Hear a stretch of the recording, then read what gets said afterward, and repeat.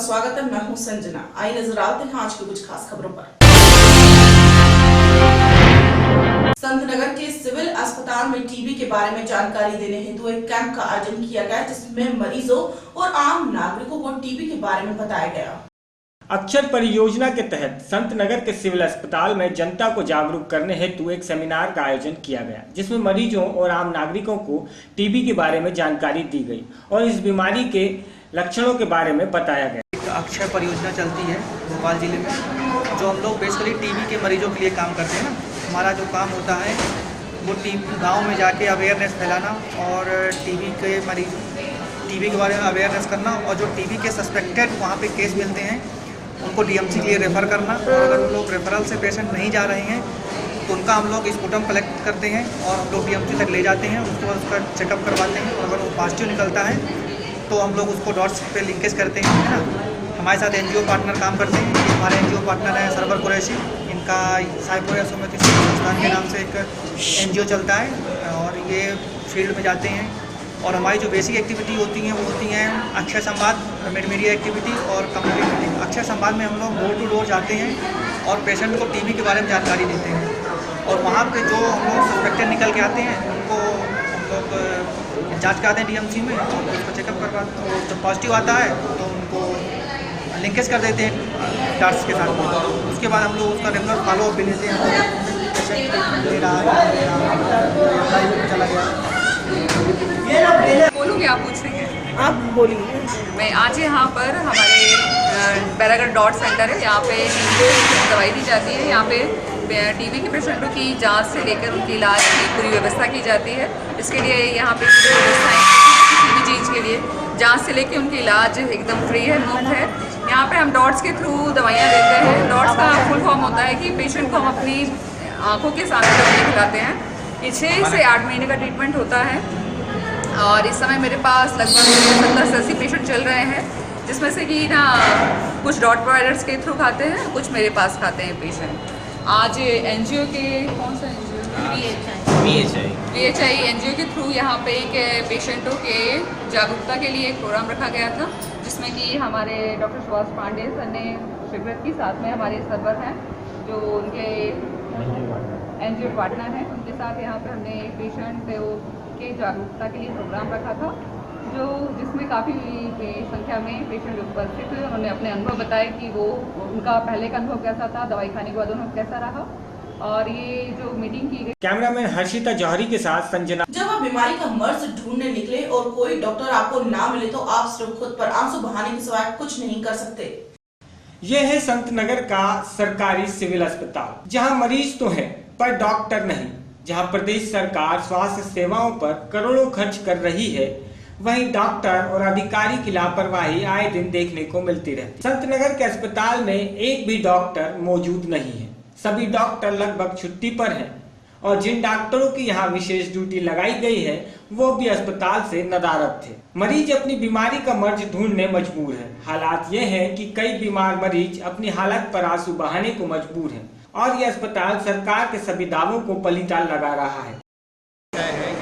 शिकायत मिल रही थी कि यहाँ पे डॉक्टर यहाँ छुट्टी पे चले जाते हैं, और एक काम भी निकले कि ये बहुत काम देते हैं काम वापस करें। तो लोग इतने गरीब लोग आते हैं, दिन भर यहाँ लग जाता है, कोई इलाज मिल नहीं पाता है, और जब मिलता है तो उनको बाहर की गोलियाँ वगैरह लिख के देते हैं, तो गरीब लोग कहाँ से जाएंगे। ये समस्या को लेकर हम लोग यहाँ पर आए थे। बाकी आपने भी देखा होगा कि कई लोगों के मतलब कई डॉक्टरों का गेट पे पर्ची टंगी हुई के आसपास में, तो कई लोग अपना इलाज के लिए भटक रहे हैं यहाँ पर। ठीक है, यहाँ बहुत सारे लोग ऐसे समस्या यहाँ पे ऐसे यहाँ पे एक मैडम ने बताया था कि मैं कई दिनों से यहाँ पे आ रही हूँ, मैंने की हड्डी खुली थी, कोई इलाज नहीं मिल पाया है। ये हमारे 18 साल से ही हमारे भाई साहब खड़े यहाँ पे, उनको बताया कि मैं 7 दिन से भटक रहा हूँ, मैं दाँत के लिए दाँत में नहीं निकल पा रहे हूँ, आज कल आना पड़ता है। ऐसे करके बहुत सारी समस्या, इनकी बहुत सारी समस्या है। जैसे यहाँ पे हम आते हैं एमरजेंसी केस लेके आते हैं, कभी रात को आते थे, यहाँ पे मैडम लोग नहीं मिल पाती है। जैसे इतवार शनिवार इतवार जब भी होता है तो ऐसा डिलीवरी की केस होती है तो वो शनिवार इतवार को नहीं देखती, ना छुट्टी देखती है। तो जब उनको ऐसी समस्या आती है तो हम लोग आते हैं यहाँ पे, तो मैडम वहाँ यहाँ से चलो भगा देते हैं यहाँ पे कि यहाँ पे कोई बंदे होने रुका जाती है, क्यों क्योंकि छुट्टी मिल सब लोग कि इमरजेंसी में कोई ना कोई रहना चाहिए, यहाँ पे मैडम रहना चाहिए, डॉक्टर को रहना चाहिए। ये कोई नहीं, जैसे उनकी सेटिंग होती है प्राइवेट अस्पतालों में वहाँ भेज देते हैं, आंगनबाड़ी के माध्यम से वहाँ भेज देते हैं, उन लोगों की सेटिंग रहती है। अब गरीब लोग चले जाते हैं घबरा कर, लेकिन वहाँ पे पैसे नहीं होते तो फिर वो बेचारे कर्जा करके अपने मतलब इलाज तो करवा लेते हैं, कर्जा हो जाता है बेचारा। ये गरीब लोग ये परेशानी है। मेरे को अभी तो बुखार है, मैं पूरा स्टाफ देख के आई हूँ, मेरे को कोई डॉक्टर नहीं मिला। कहाँ कहाँ गई हैं आप? नीचे पूरा देखा जी, सब पे लिखा हुआ है छुट्टी पे हैं। आप भले खुद चल के देख लो मेरे साथ। ठीक है, कितने बजे से आई हैं? मेरे को अभी आधा घंटा हुआ। आधे घंटे से घूम रही हैं। हाँ जी, मेरी एक की तकलीफ नहीं है, सारी जनता की तकलीफ है। ठीक है, आप यहाँ पे इतने अच्छे अच्छे डॉक्टर बैठे हैं, पैसे दे रहे हो, कोई किसी का इलाज ही नहीं हो रहा है। कैमरामैन हर्षिता के साथ बैरागढ़ से संजना प्रियानी की रिपोर्ट। बालाघाट कोतवाली पुलिस ने मुखबिर की सूचना पर नगर के जागपुर घाट के पास 2 युवकों को वाहन के साथ पकड़ा, जिनके पास स्कूटी की डिक्की में 15,40,000 रुपए बरामद हुए। देश में नोटबंदी के पश्चात नोट प्राप्त करने के लिए लोग बैंकों में लाइन में लगाकर संघर्ष कर रहे हैं। वहीं लोगों के पास 1-2 नहीं बल्कि लाखों की नई नोट प्राप्त हो रही है। ये नोट उन्हें कैसे मिल रहा है यह जांच का विषय है, पर कहीं न कहीं बैंकों की सप्लाई से इनकार नहीं किया जा सकता। बालाघाट में भी 14.5 लाख रुपए की नई नोट के साथ 2 आरोपी गिरफ्तार किए गए हैं। जानकारी के मुताबिक कोतवाली पुलिस ने मुखबिर की सूचना पर नगर में जागपुर घाट के पास से 2 युवकों को सुजुकी स्कूटी वाहन के साथ पकड़ा है, जिसके पास से स्कूटी की डिक्की में 15,40,000 रुपए के नोट बरामद किए गए हैं, जिसमें 14,40,000 रुपए के 2-2 हजार रुपए की नई नोट एवं 1 लाख रुपए की 100 की पुरानी नोट शामिल है। इस संदर्भ में एसपी ने बताया कि आरोपियों से बरामद नोट के संदर्भ में संतोषजनक जवाब नहीं मिल पाया है, जिससे स्पष्ट नहीं हो सकता है कि यह नोट उनके पास कहां से आए। बैंकों की भूमिका को लेकर पुलिस ने कहा कि यह जांच का विषय है। हालांकि पुलिस ने इस प्रकरण को आयकर विभाग को अग्रसित कर कार्रवाई हेतु सौंप दिया है। बालाघाट में नए नोट के साथ आरोपियों की गिरफ्तारी का यह पहला प्रकरण है, जिसमें 2,000 रुपए के नोटों की संख्या 720 अर्थात 14,40,000 रुपए और 100 पुलिस ने सभी प्रकरण आयकर विभाग को तत्काल सौंप दिए हैं और आयकर विभाग भी जांच की प्रक्रिया में जुट गया है। कोतवाली पुलिस थाना पहुंचे आयकर अधिकारियों ने कहा कि नोट को लेकर जांच की जाएगी और देखा जाएगा कि यह नोट आरोपियों के पास कहां से आए। तो इनकम टैक्स डिपार्टमेंट किस तरह से इन्वेस्टिगेट करेगा पुलिस के साथ मिलकर? इसमें जो 2 लोग हैं ये मिला है, जिनसे बरामद हुआ है मामला, ये केस बरामद हुआ है, तो उनको हम लोग पूछेंगे, उसके जांच करेंगे, उनको नोट समझ देंगे और वो जिन भी इसके पीछे जितने भी जो भी हैं बैंक वाले हैं या फिर और भी कोई व्यापारी वर्ग होगा तो जिसका भी नाम बताएंगे तो हम उसकी तह पे जाकर के और उसका इन्वेस्टिगेशन करेंगे पूरा। और ये तो है इन्हीं के पास में। सर, देश भर में इनकम टैक्स और ईडी के छापे पड़ रहे हैं, उसमें कई बैंकों के अधिकारी और कई बैंक के नाम सामने आ रहे हैं जिनके माध्यम से नोट बाहर निकले हैं। इस पूरे मामले में 14 लाख रुपए की नई करेंसी जो पास आउट हुई है, क्या आपको लगता नहीं कि बैंक या बैंक के संबंधित अधिकारियों की मिलीभगत हो सकती है और उसके लिए इन्वेस्टिगेशन की ज़्यादा आवश्यकता है तत्काल? नहीं, तो हम उनसे पूछेंगे वो कहाँ से मिले, वो एक्चुअल में क्या है, वो कहाँ से सुराग कहाँ से उनको प्राप्त हुआ है, पैसे कहाँ से मिले हैं, तो हम पूछेंगे उनसे। वो बताएंगे जिन जिन लोगों को, यदि वो जिन जिन का नाम बताएंगे उनको हम टच करेंगे, उनको समझ दे के बुलाएंगे।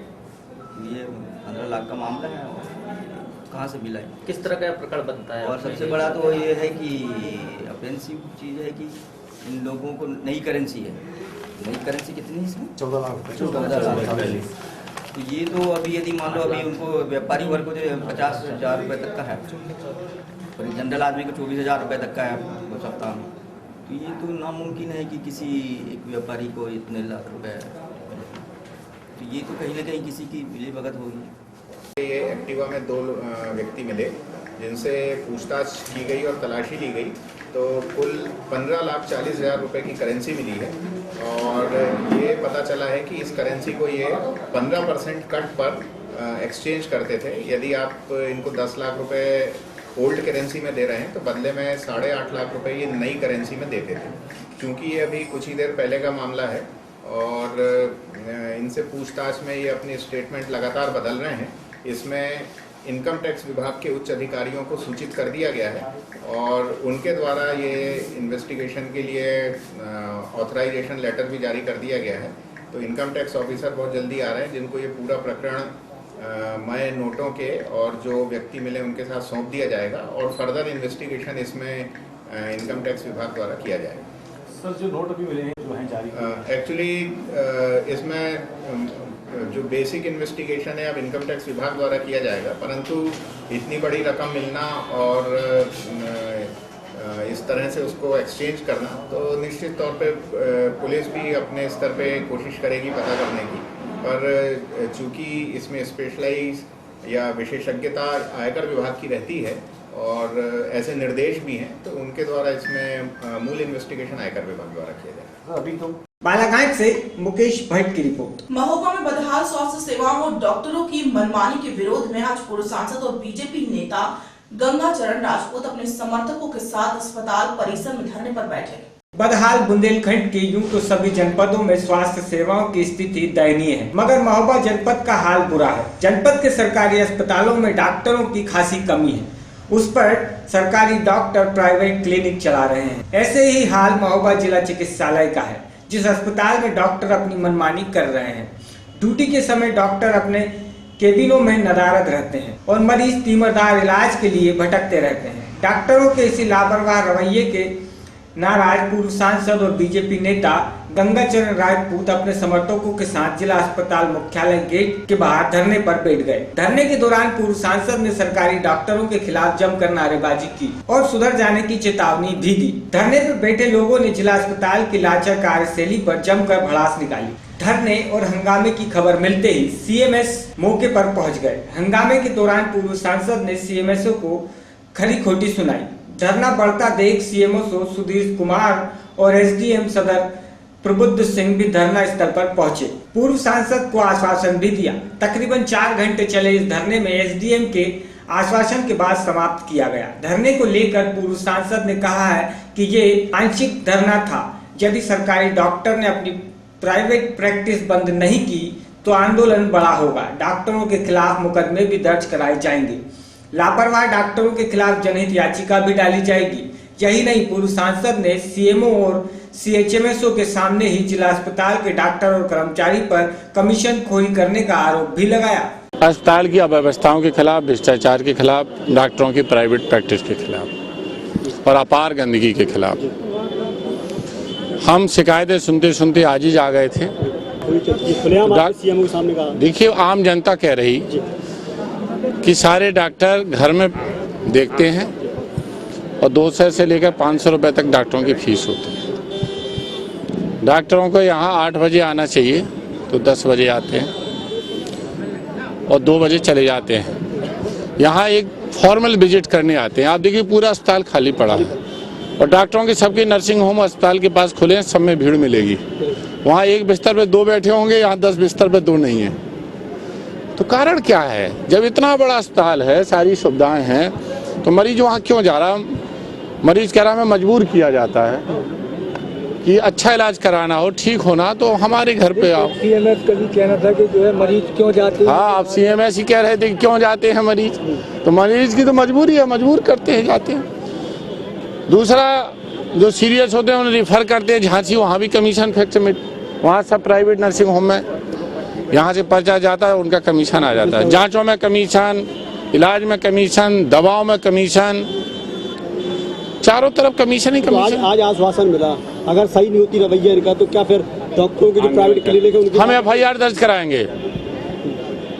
एसडीएम से कह दिया है, उन डॉक्टरों के खिलाफ एफआईआर दर्ज होगी। एसडीएम का एफआईआर करेंगे और नहीं होगा तो जनहित याचिका हाई कोर्ट में करेंगे, हम खड़ा करेंगे। ये कुछ अव्यवस्थाएं इन्होंने इंगित किए हैं कि अस्पताल में सफाई नहीं है और डॉक्टर समय से नहीं बैठ रहे हैं, घरों पर नहीं देख रहे हैं। इस तरह का इनको कोई प्रॉब्लम थी, उसको लेके ये धरने बैठे थे। उनसे आके बात किया है और सीएमओ साहब से बात किया है। सीएमओ साहब ने आश्वासन भी दिया है कि हम इसको रेगुलर जो है मरीजों के हित में जो कार्य होंगे वो करेंगे और सफाई 2-3 दिन में करा के उनको अवगत कराएंगे कि हाँ सफाई करा दी गई। डॉक्टर लगातार प्राइवेट प्रैक्टिस कर रहे हैं, उस पर भी उन्होंने कहा गया है कि इस पर रोक लगाएंगे और कोई इस तरह की प्राइवेट प्रैक्टिस या अलग से कहीं इस तरह का लाभ नहीं लेगा डॉक्टर कोई भी। महोबा से इसराइल कुरैशी की रिपोर्ट। विधानसभा चुनाव के मद्देनजर कलेक्ट्रेट में सभागार में जिलाधिकारी और पुलिस अधीक्षक की मौजूदगी में हुई बैठक में कई अफसर और अधिकारी कर्मचारी सोते नजर आए। विधानसभा चुनाव के मद्देनजर कलेक्ट्रेट सभागार में जिला अधिकारी और पुलिस अधीक्षक की मौजूदगी में हुई बैठक में कई पुलिस अफसर और अधिकारी कर्मचारी सोते नजर आए। इससे ही चुनावी तैयारी का गंभीरता से अंदाजा लगाया जा सकता है। हुआ यूं कि जब जिला अधिकारी निखिल चंद्र शुक्ला बैठक को संबोधित कर रहे थे, उसी वक्त कई पुलिस अधिकारी सोते नजर आए, जबकि आचार संहिता लगने को कुछ ही दिन बाकी है। ऐसे में प्रशासन अधिकारियों की बैठक में अधिकारियों की निंदा आगामी विधानसभा चुनाव में क्या गुल खिलाएगी, ये तो आने वाला वक्त ही बताएगा। आगामी विधानसभा निर्वाचन की तैयारी के लिए बैठक बुलाई गई थी, जिसमें जनपद के सभी 87 सेक्टर बने, 87 sector magistrate, sector officer, CO, SDM, ADM, additional SP और डीएम सब लोगों की मीटिंग हुई है। इसमें मुख्यतः जैसे पहले तो ये तो पता नहीं आपने कहाँ से देखा, यहाँ पर हर एक से सवाल भी पूछे गए और जवाब दिए, तो उनको एक बिल्कुल दिया गया टारगेट दिया है, उस पर कार्रवाई करिए। और हमारी बैठक लगातार समीक्षा बैठक होती है, जितनी बैठकें होती हैं वो व्हाट्सएप पे फ़ोटो डाली जाती है। पिछली बार 882 जगह बैठकें हुई, सबके मैं व्हाट्सएप पे फ़ोटो पड़ी हैं। मैंने मॉनिटरिंग के लिए सिस्टम हमने कप्तान साहब ने बनाया कि बैठक होगी उसमें व्हाट्सएप पे फ़ोटो आएगी, कितनी निर्वाचन निगरानी समिति में कितने लोग हैं, क्या क्या किया गया। हमने एक चेकलिस्ट दी है कि क्या क्या काम करना है, फैक्ट्स एंड फिगर्स के साथ सूचना मांगिए और अगले दौर की मीटिंग हम 15 दिन बाद फिर करेंगे। तो कोई सोने नहीं पाएगा, हर एक को जगा के रखा जाएगा। उत्तर प्रदेश मऊ से आसिफ रिजवी की रिपोर्ट। खबरों में फिलहाल इतना ही। और भी खबरें जानने के लिए आप हमें लॉग ऑन भी कर सकते हैं www.sarchstory.in पर। तब तक के लिए मुझे दीजिए इजाजत। नमस्कार।